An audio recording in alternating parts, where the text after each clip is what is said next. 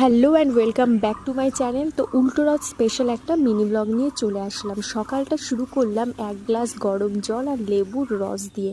তারপর স্নান করে চলে আসলাম ডাইরেক্ট ঠাকুর ঘরে। ঠাকুরের জন্য সেদিন বেশ কিছু জিনিস আমি তৈরি করেছিলাম।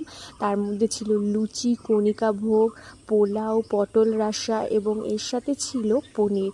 তারপর আমি পুজোটা সেরে নিলাম আর এখানটা এখন প্রসাদ খাচ্ছি। আমি সব প্রসাদই অল্প অল্প করে নিয়েছি, কারণ সকালে উঠেই আগে রান্না করে তারপর ঠাকুরকে পুজো দিয়েছি, তো সেই কারণের জন্য আমার ঠিক সেরকম বেশি একটা খিদে ছিল না, তাই আমি অল্প অল্প করে সব প্রসাদ নিচ্ছি।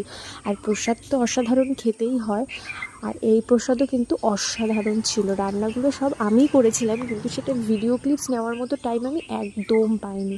আর তারপর একদম চলে আসলাম সন্ধ্যাবেলায় রেডি হয়েছি উল্টো রথের মেলায় যাব বলে। তো দেখো, মেলায় কিন্তু বেশ ভিড় ছিল।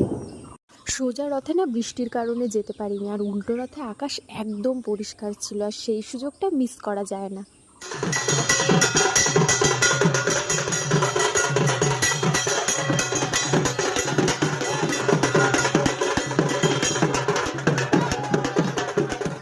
তো এখানে খিচুড়ি প্রসাদ বিতরণ করা হচ্ছিল, আর মেলায় প্রচণ্ড ভিড় ছিল। মাঝে একটু ঝিরতে ফোঁটা বৃষ্টি শুরু হয়েছিল, কিন্তু জাস্ট 2-3 মিনিটের জন্য।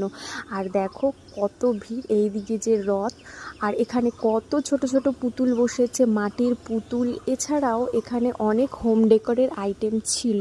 আর রথের মেলা মানেই মাটির পুতুল ছাড়া তো রথের মেলা ভাবাই যায় না। আর তার সাথে সাথে জিলিপি, পাঁপড় ভাজা, এছাড়াও তো বিভিন্ন ফাস্ট ফুড রয়েছেই।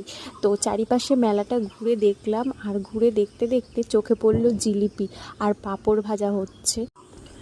তারপর চাউমিনও তৈরি হচ্ছিল। আমরা যদিও বা একটা এগ রোল নিয়েছিলাম, আর তার সঙ্গে এখানে মেয়েদের বিভিন্ন অর্নামেন্টস বিক্রি হচ্ছিল, সেগুলোই দেখছিলাম। তারপর বাড়ি ফেরার টাইম হয়ে গেল, বাড়ি ফেরার সময় নিয়ে নিলাম জিলিপি। ব্যাস, এভাবেই মেলা দেখা আমার শেষ হলো। বাড়ি এসে খেয়ে নিলাম জিলিপি। টাটা।